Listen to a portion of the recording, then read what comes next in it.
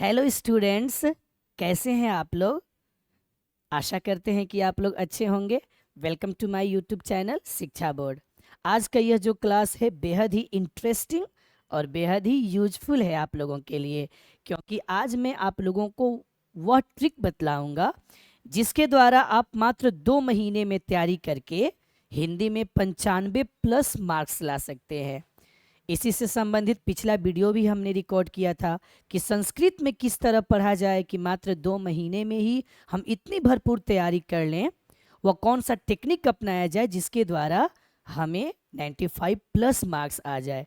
आज वही ट्रिक आप लोगों को हिंदी में भी बतलाने जा रहा हूँ, तो आप लोग गौर से सुनिएगा और जो जो बात मैं बताऊंगा उसको अमल भी करना है। तब देखिएगा मात्र कम समय में कम मेहनत में आप लोगों को नंबर ज़्यादा आएगा। और इसमें सरप्राइज करने वाली भी बात नहीं है कि 95+ मार्क्स आता भी है, क्या आता ही है। खुद हम लोग के पास पढ़ने वाले स्टूडेंट्स 98, 97, 96, 95 की बहुत सारे एकदम स्कोर में रहते हैं। हम खुद अपने YouTube channel glorious institute Shahpur पर आप विजिट करके देख सकते हैं। वहाँ पर पूरा रिकॉर्ड रखा गया है कि कितने बच्चों का कितना नंबर आया है। आप देख सकते हैं कि 90 एबव हिंदी में लाना बेहद ही आम बात है। ओके, तो चलिए आज उसी से संबंधित हम लोग चर्चा करेंगे कि वैसे कौन कौन से टॉपिक्स हैं, कौन कौन से लेसन्स हैं जहाँ से क्वेश्चन की संख्या ज़्यादा पूछी जाती है और वहाँ से पढ़कर आप बेनिफिट्स ले सकते हैं। ओके, चलिए, तो आप लोगों के उत्साह में मैं एक बात बतलाना चाहता हूँ। बहुत से लोग हैं जो हमेशा असफलता से डरे रहते हैं। जब भी बुरा वक्त आती है तो वे लोग भयभीत हो जाते हैं, लगता है उन्हें कि मेरा सब कुछ बर्बाद होने वाला है। परंतु आप लोगों को सोचना चाहिए कि बुरा वक्त ही वह तिजोरी है जहां सफलता के हथियार मिलते हैं। यानी बुरा वक्त देखकर हमें घबराना नहीं चाहिए। बुरा वक्त आया तभी तो वहां से निकलने का आपने समाधान ढूंढा। अब वह समाधान आपके पास परमानेंट हो गया। फिर कभी भी ऐसी परिस्थिति आएगी तो आप हंसते हंसते वहां से निकल सकते हैं। तो जब भी बुरा वक्त आए हमारे पास तो वहां घबराना नहीं है, बल्कि उस बुरे वक्त रूपी तिजोरी में से सफलता के हथियार हम लोगों को ढूंढकर निकालने हैं। ओके, चलिए अब हम लोग स्टार्ट करते हैं कि हिंदी में वे कौन कौन से टॉपिक्स हैं जहां से प्रश्नों की संख्या ज़्यादा पूछी जाती है। तो पहले तो आप लोगों को यही समझ लेना है कि आखिर कहाँ कहाँ से क्वेश्चन एग्जाम में पूछे जाते हैं। यही नहीं पता हो, अब पढ़ते गए वैसे भी चीज़ों को पढ़ लिए जहाँ से क्वेश्चन आते ही नहीं हैं, उन चीज़ों को छोड़ दिए जहाँ से क्वेश्चन बहुत आते हैं, फिर आपको दिक्कत ही होगी। तो पहले तो ये समझिए कि क्वेश्चंस कहाँ कहाँ से पूछे जाते हैं। तो आप लोग को मालूम ही है कि 50% ऑब्जेक्टिव पूछा जाता है और 50% सब्जेक्टिव पूछा जाता है। ये सब्जेक्टिव का सिलेबस भी बेहद आसान है। बस कुछ ही मिनटों में आप लोगों को हम बतलाएंगे, आप खुद जज करिएगा कि वाह, ऑब्जेक्टिव से तो ज़्यादा मज़ेदार सब्जेक्टिव लिखना होता है। ओके, चलिए, ऑब्जेक्टिव 2 खंड से सवाल रहेंगे। आपके पाठ्य पुस्तक से कुछ क्वेश्चंस रहेंगे और बहुत सारे क्वेश्चंस व्याकरण से रहेंगे। 45 प्रश्न बुक से रहेंगे और 55 प्रश्न कहाँ से रहेंगे, ग्रामर से रहेंगे। यानी बुक की अपेक्षा ग्रामर के क्वेश्चन की संख्या ज़्यादा होती है। अतः आप केवल सोचेंगे कि मैं बुक पढ़कर जाऊं एग्जाम में और 50 में 50 ऑब्जेक्टिव में लाऊं, तो this is not possible for you, क्योंकि 50 क्वेश्चन ही नहीं है तो आप 50 चुनिएगा कैसे। ओके, तो आपको जितना बुक पर मेहनत करना है आपको ग्रामर में भी मेहनत करना है। हाँ, ये हो सकता है कि ग्रामर तो बहुत ज़्यादा होता है, देखिए तो इतना सारा ग्रामर है। अब यहाँ आप अपनी मेहनत बचा सकते हैं। ओके, फिर बाद में इंटर एग्जाम में अच्छा मार्क्स ला दीजिएगा। नॉलेज के लिए तो फिर पढ़ते ही रहना है, पढ़ना तो कभी ख़त्म होगा ही नहीं। परंतु अभी 2 महीने आप लोगों को वह टेक्निक अपनाना है जिसके द्वारा आपको बोर्ड एग्जाम में बेहतरीन अंक प्राप्त हो सके। तो अब 45 प्रश्न यहाँ से पूछे जाएंगे। गद्य कितने हैं, 1 से 12 पाठ हैं। पद्य में 1 से 12 पाठ है और वर्णिका में 5 पाठ है, कहानी वाला भाग है। सब मिलाकर 12 12 24 और 5 कितना हो गया, 29। पूरा आपके 29 लेसन्स पढ़िएगा, समझ गए ना। तब जाकर अब कितना चूज कर पाइएगा, 45। और उसकी भी मैं गारंटी देता हूं कि आप 45 नहीं चूज कर पाइएगा। बहुत सारे क्वेश्चंस टफ होते हैं। टफ किस महीने में होते हैं, जन्म दे देता है, मृत्यु दे देता है, कवि आपके माता पिता का नाम दे देता है, किस शताब्दी से बिलोंग करते हैं वो देता है, किस युग से बिलोंग करते हैं वो भी सवाल देता है। कोई रचना दे देगा और पूछेगा इस रचना के लेखक कौन है। पाठ का तो नाम आप याद किए हैं, उसके लेखक का नाम उससे डिफरेंट। एक कवि या एक लेखक बहुत सारे बुक्स लिखे हैं। पाठ परिचय में जैसे रामधारी सिंह दिनकर है, तो रामधारी सिंह दिनकर के और 10-15 किताबों का नाम दिया गया है आपके पाठ के परिचय में से। वहां से एक नाम उठाएगा और पूछेगा इसके लेखक कौन है, कवि कौन है, तो वहां पर आपको दिक्कत होगी। तो वो सभी दिक्कतों को यदि एक जगह कलेक्ट कर लिया जाए, तो जहां तक मेरा मानना है कि आप 45 में से 35 ऑब्जेक्टिव बढ़िया से चूज कर पाइएगा, उससे ज्यादा नहीं। समझ गए? 35 ऑब्जेक्टिव भली भांति। हाँ, पढ़ने वाले बच्चे तो 40-42 भी चूज कर लेंगे, कोई दिक्कत थोड़ी ना है। लेकिन हम एक टारगेट लेकर चल रहे हैं कि लमसम कम से कम तो आप 35 चूज कर ही पाएंगे। हम 10 क्वेश्चन हटा दिए, तो इसकी तैयारी में आप अभी से ही लग जाइए। समझ गए? आप क्वेश्चन बैंक का इस्तेमाल करिए, आप गाइड का इस्तेमाल करिए, मॉडल पेपर बनाइए, गेस पेपर बनाइए, तो क्लियर हो जाएगा। और जहां आप पढ़े होंगे आपके टीचर्स नोट्स आप लोग से बनवाए ही होंगे, वहां से भी पढ़ लीजिएगा, तो आपको 45 में 35 चुनना बेहद ही आसान लगेगा। ओके, तो 35 तो यहां पर आप चूज कर लिए। और मात्र आपको कितने प्रश्न चुनना है? मात्र आपको कितना प्रश्न चुनना है? केवल और केवल आपको चुनना है 15। अब आप ही बताइए, 15 क्वेश्चंस के लिए अब इतना ज्यादा ग्रामर पढ़ना जरूरी है क्या? नहीं ना है? कमेंट भी करते रहिएगा। यदि ये वीडियो अच्छी लगेगी तो कमेंट करना है, लाइक करना है, शेयर भी जरूर करना है। ओके, तो 15 क्वेश्चन ही बचे हुए हैं। अब 15 क्वेश्चन के लिए हमें पूरे ग्रामर को पढ़ने की आवश्यकता नहीं है। और वैसे भी एक बात यहाँ देखिएगा, आप क्वेश्चन बैंक में भी मिला सकते हैं बाबू। वर्ण विचार, शब्द विचार, वाक्य विचार, संज्ञा, सर्वनाम, विशेषण, यहां से प्रश्नों की संख्या बहुत कम होती है। एक एक दो क्वेश्चन ही देगा। समझ गए ना? अब क्वेश्चन का भरमार कहाँ है? इधर है। तो आप इसको पढ़िए ना, ये ज्यादा बेहतर करेगा। मुहावरा ज्यादा देता है, अनेक शब्दों के लिए एक शब्द देता है। फिर इधर आ जाइएगा तो समास, ठीक है, समास दोनों जगह फायदा देगा आपको। समास पढ़ लीजिएगा तो हिंदी में भी काम देगा और संस्कृत में भी देगा। फिर इधर से उपसर्ग पढ़ लीजिएगा तो दोनों जगह काम देगा। चलिए, प्रत्यय भी आसान होता है, इसको बनाना भी आसान होता है। जैसे खेवनहार में कौन सा प्रत्यय है? हार प्रत्यय है। समझ गए ना? कर्तव्य में कौन सा प्रत्यय? तव्य। वो लास्ट वाला ट्रिक से बच्चे समझ जाते हैं कि इसमें कौन सा प्रत्यय है।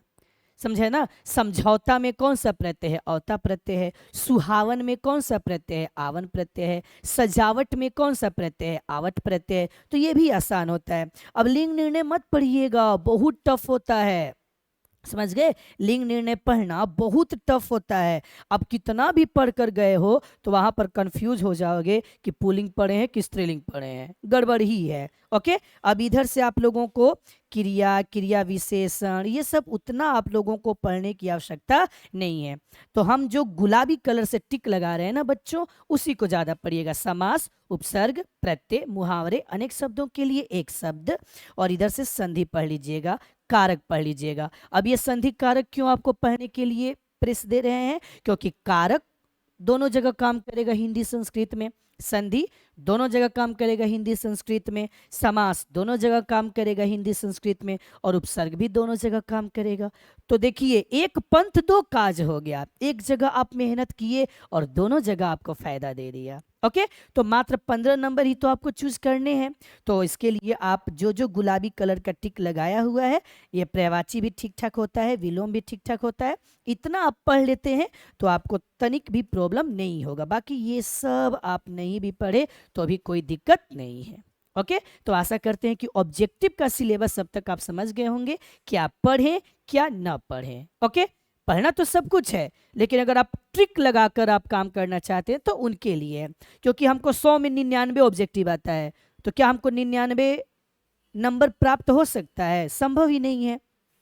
खूब ज्यादा आप तेज है, आपको 98 आ रहा है, तो आप 98 पेंट करके आइएगा, अभी 85 पेंट करिएगा। और किसी को सिर्फ 50 ही आ रहा है, वो भी 50, अभी 50, दोनों बराबर हो गए। तो जब इतना ऑफर मिल रहा है 100 में से 50 के लिए, तो इसके लिए माइंड यूज करना है, कम पढ़ना है, पूरा नंबर लाना है और वो वाला टाइम बचाकर मैथ, साइंस, सोशल साइंस में मेहनत करना है। ओके गाइस, सब लोग सहमत है ना? यदि सहमत है तो लाइक करिएगा और कमेंट भी जरूर करना है कि हमारी बातें आप समझ पा रहे हैं कि नहीं, या कुछ सजेशन देना चाहते हो तो सजेस्ट भी कर सकते हैं, या आप के दोस्त वगैरह या किसी मामा मौसा फूफा के लड़का लड़की हो जो मैट्रिक एग्जाम देने वाले हों, उनको भी ये वीडियो शेयर जरूर करिएगा। ओके गाइज, चलिए, तो ये हुआ हमारा ऑब्जेक्टिव का सिलेबस। ओके, अब देखिए, अब आपका एक भ्रम तोड़ रहे हैं। कोई क्या होता है कि ऑब्जेक्टिव से ज़्यादा भारी सब्जेक्टिव होता है।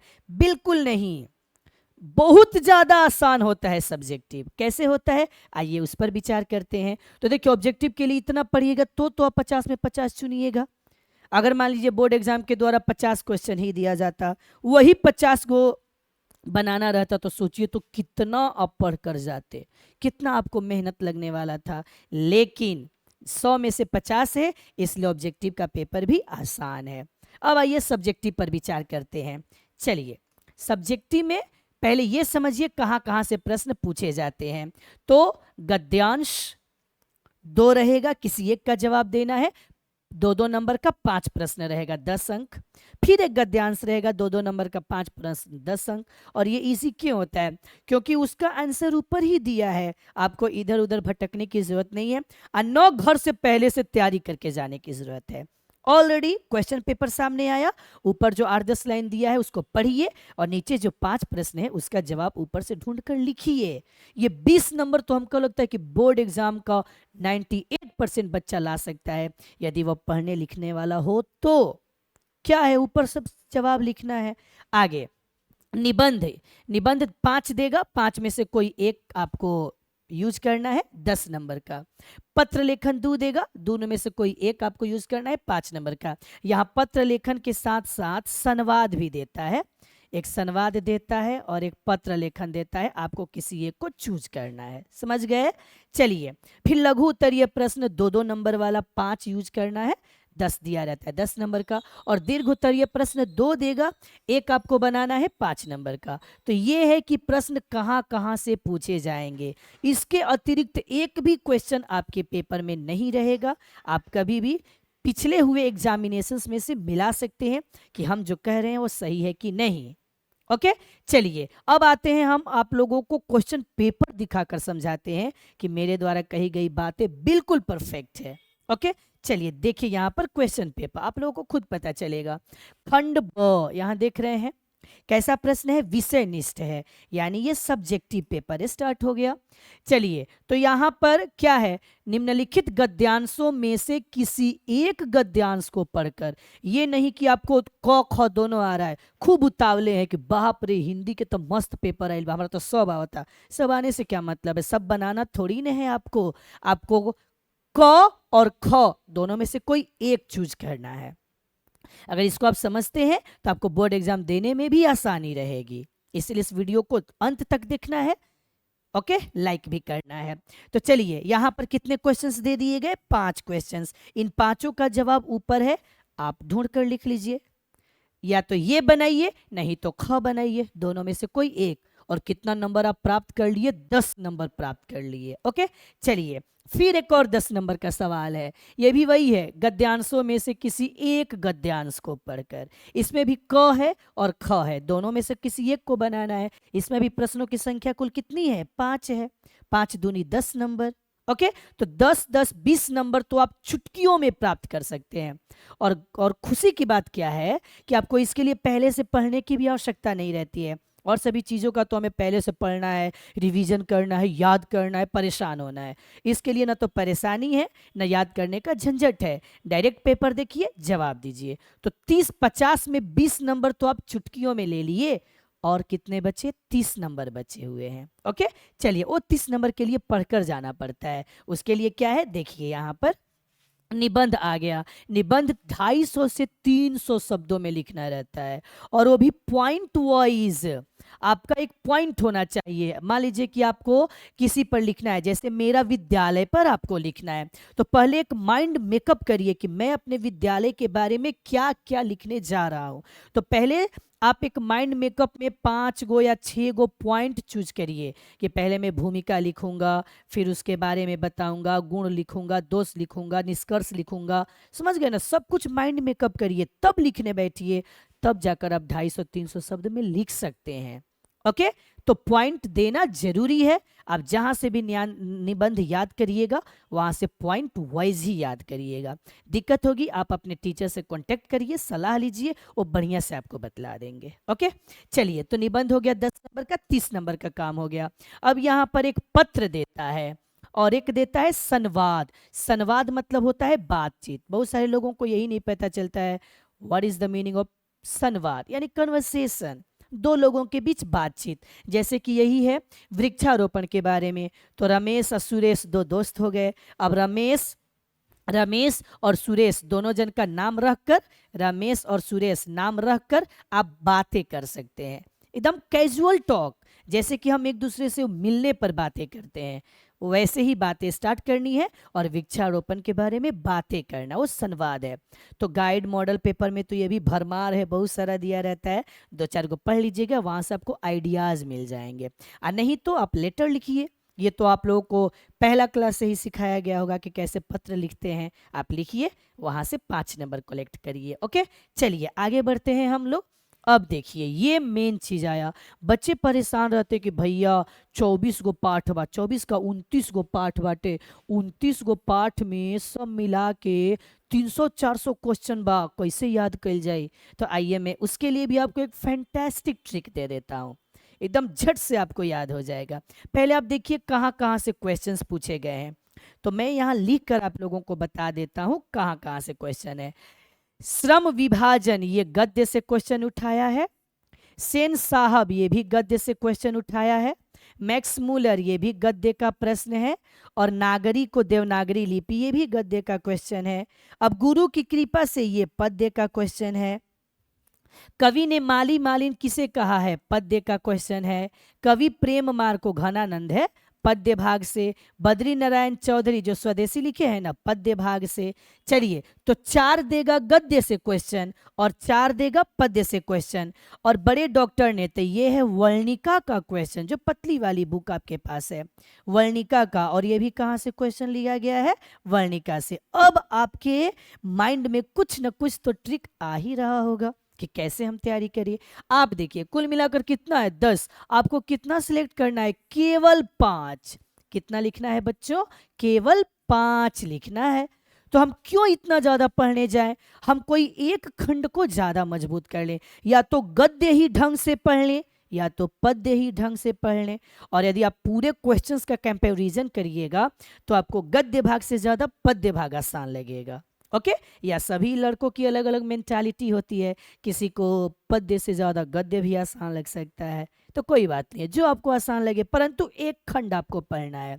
ओके, आप गद्य पढ़ लीजिए और गद्य के साथ साथ क्या पढ़ लीजिए, वर्णिका पढ़ लीजिए। तो भी आपके पास कितने क्वेश्चंस हो गए, 6 क्वेश्चंस हो गए।